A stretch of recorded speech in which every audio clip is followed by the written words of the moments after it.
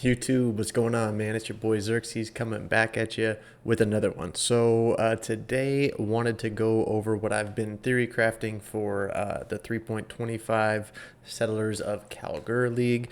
So without further ado, let's jump into POB here, and I will show you guys what I've been working on. So just so you know, you can go down here to options and then click on opt in to weekly beta test builds, and this will have some of the stuff in here already. It doesn't have all the updated gems or anything like that, but it does have the new ascendancies in here and the new points on the tree, so at least you can mess around with some of that stuff. So what this is, instead of going trickster at this league, I think the move is going to be to go Warden. So what I did was I took my trickster from last league that, you know, spec'd right here, and I just unspec'd those points, unspec'd some of these points, and then path down to Warden, and then move some stuff around in the tree just to kind of make everything work. So what I'll do is go over kind of what points I removed. So if you remember from last league, as the trickster, we would start here, and then we would go down and connect here, and we also went up through here and took some of these points. Okay, so I got rid of all of this stuff. As you can see, I have 118 points allocated out of 123, so that means we're level 95, which should be fairly achievable, I would say.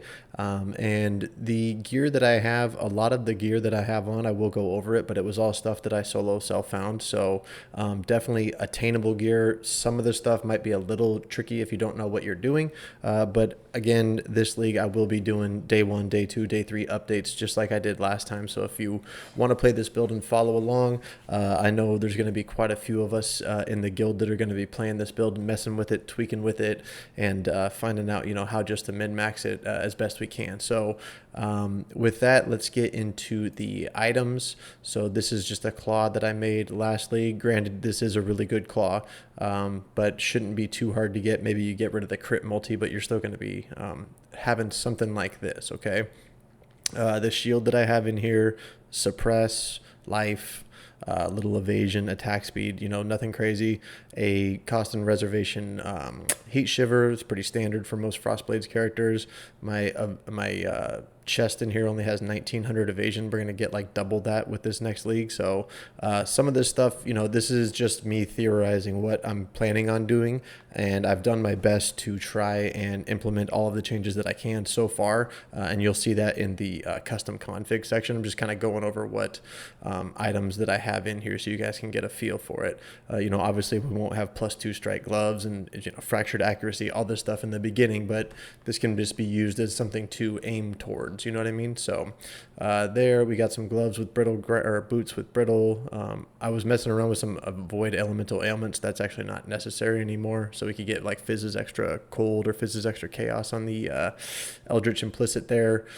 Pretty basic stuff. A yoke. Obviously we're not going to have Panopticon anymore. So I ended up just going ahead and anointing this pretty cheap one. And that was the best one that I could see. Plus, it has double damage from my Watcher's Eye on it. So this one was by far the best one that I could anoint. Just you know, carrying over the Lethal Pride that I had from last league.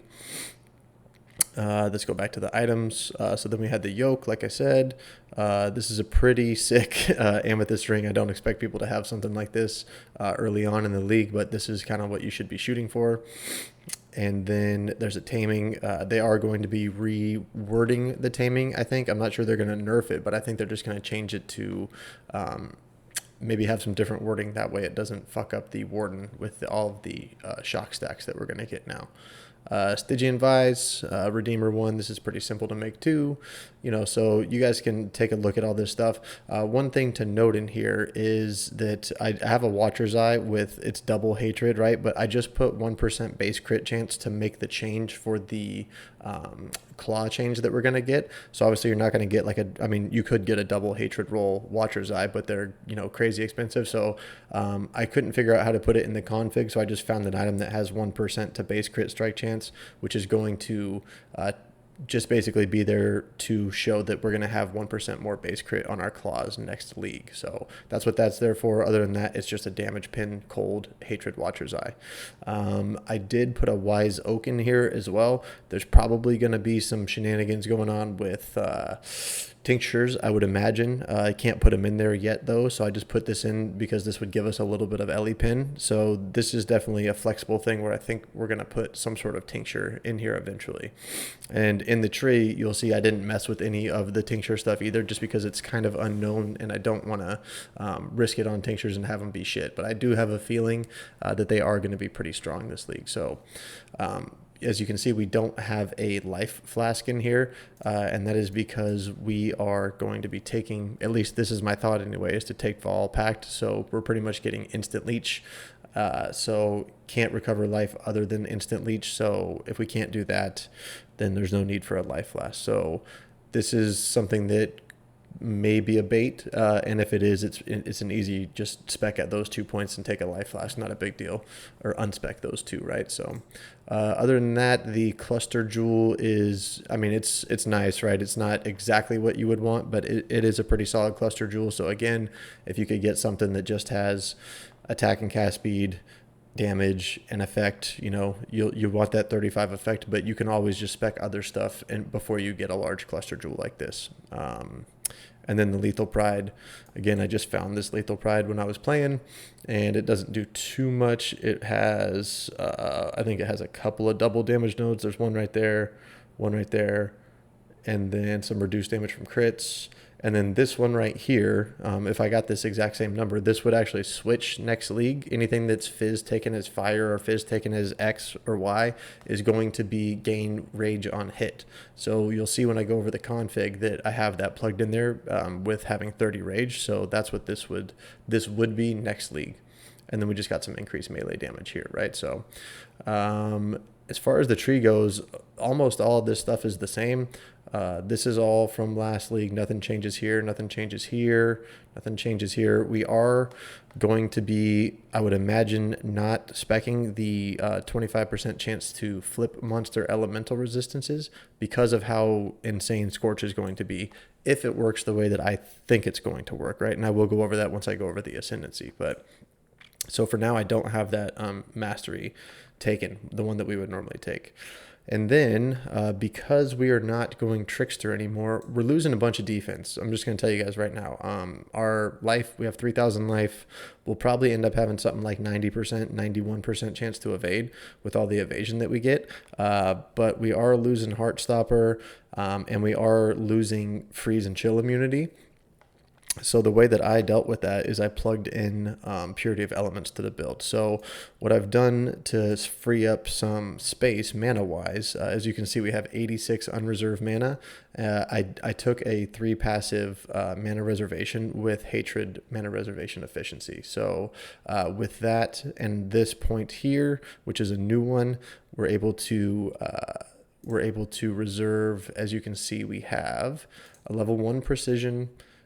We have Herald of Ice, Hatred, Grace, Link to Enlighten, and then we also have Purity of Elements. So we're able to do all of that with these mana reservation changes. So this is something that I'm considering doing to make sure that we can fit all of the auras that we need in the build. So that's at least my plan for now. Suppress is still the same. You're going to want to get to 100% suppress for sure. And then other than that, so I went over these 3 right here. These are some new nodes as well that have minus mana cost, and we get some reservation efficiency. And then I just went down here for some more mana reservation efficiency. We got Vol Pact, like I said, and then I just picked up a couple of these life nodes just to get me up above 3,000 life. We are getting increased life modifiers on our gear this league too. So if we can get really nice rolls, we'll probably be closer to like maybe 3,200 or 3,300 depending on some things. So that's all the changes with the tree. Really everything else is pretty standard to what you would do with a Frostblades Trickster. Like I said, just minus this stuff, and then we travel down here a little bit. At least this is what my thought process is so far. So other than that, we can go into the ascendancy, right? So you'll probably start off and take, I would imagine you're just going to go this way. So you go Oath of Spring into Avatar of the Winds. then you'll probably end up taking, I would imagine you go Oath of Summer after that, and then Oath of Winter after that. So what these do, this basically gives you, and I'm assuming some things here when I'm putting these into the custom modifiers. So I'm assuming that when you hit something and shock it, you refresh the duration of the shock. If that's not the case, this might not work out the way that I think it does, but I'm assuming that we can have up to 100% or up to 50 shocks on one enemy, and that would be the enemy taking 100% increased damage if we can maintain 50 shocks. So as you see in the config, the first thing that I put in here is effect from 100 shocks. Nearby enemies take 100% increased damage. So that's the first modifier that I've changed. And then if we go back to the tree, this one here, right? So this is Avatar of the Wilds. We're going to be gaining Unbound Fury when we inflict elemental ailments. And based on my calculation, this is going to be up roughly around like 50 or 60% of the time. So instead of just plugging in 80% more elemental damage, because we're not going to be unbound all the time, what I did was I put in 50% more just to kind of average out when we do have it and when we don't have it. So it's going to be one of those things that's a little bit like Heartstopper was, where you have it sometimes and you don't have it other times. But that's why I plugged in 50% more damage here. Now on to Scorch, right? So this one, the way that it reads is you can inflict basically two scorches on an enemy, and if you hit something hard with fire, that you're going to lower their res by 30. So my understanding and what I'm thinking is that you can lower someone's res by up to 60%, right? So if that's the way that this works, plug it in here. Nearby enemies have minus 60 to all elemental resistances. So that's what this is in here for. Now, like I said earlier, on this Lethal Pride that I have, which is here, this Fizz taken as fire is going to be gain 1 rage on hit. Now, the way rage works now is it stacks up to 30, and it's just 1% more damage per 1 rage, right? So at 30 rage, you're going to have 30% more damage. And so that's why I plugged this in here. 30% more attack damage from having rage, right? And we should be able to keep this up pretty much all the time. You can use Berserk as well if you're fighting a boss, and this would make this go up. I think Berserk goes up to like 53% increased effect of rage, so you would end up having something like 45% more damage if you want to use Berserk. I don't know if we'll be able to keep that up or not. Okay, now War Banner. This is another interesting one, right? So as you can see in the skills, I do have War Banner in here. It is not enabled because this is a reservation, and it's not going to be from next league, and this is going to get reworked completely, right? So basically it's 4% more I think melee fizz damage, and you can get basically increased effect of that up to like 10 times. So when your banner is up and you have full stacks of it, you're going to be getting 40% more physical damage. Okay, so this is a very circumstantial thing that's not going to be up all the time, right? And as you can see, our DPS is 47 million. If we were to take just that out, it goes down to 41 million. So this is not going to be like, this damage that you're seeing here is very like all things lined up, right? So you're probably normally going to be rocking more around like 40 or 35 million if all of my math is adding up right, which it very well could be wrong. And if I have anything wrong in here, guys, please let me know, because this is the first time I've ever like really theory crafted something like this. So I'm new to it, just guessing, but this is how I think it's going to work. So the last couple changes that I have in here is Hatred is losing the more cold damage multiplier that it has. So I put in, because right now Hatred gives us 19% more. So I'm just taking that out and I'm saying 19% less cold damage, right? Which that one does work. But we are getting an extra 14% Fizz's extra cold. So I plugged that in here to make up for that.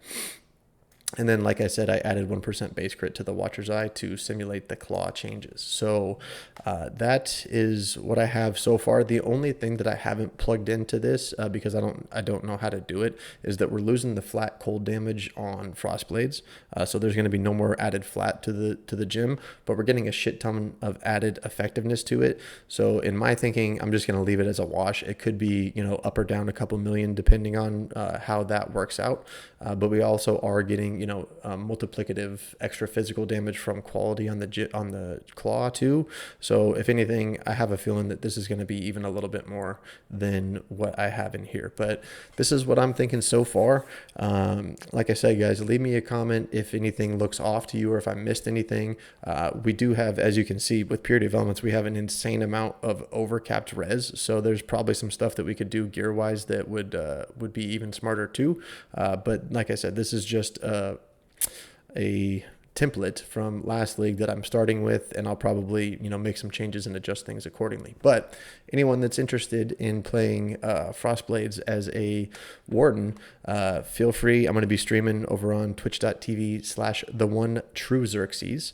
If you guys want to come drop a follow over there, I'll be streaming this game a shit ton when it first comes out, or this league I should say, and then I'll be posting daily update videos if you guys want to follow this build along and see how I progress from day 1 to day 2 and so on. So with that, I will leave the video there. Hopefully you found something interesting in this, and like I said, if you got anything to add to it, drop them down in the comments below. I will catch you guys in the next one.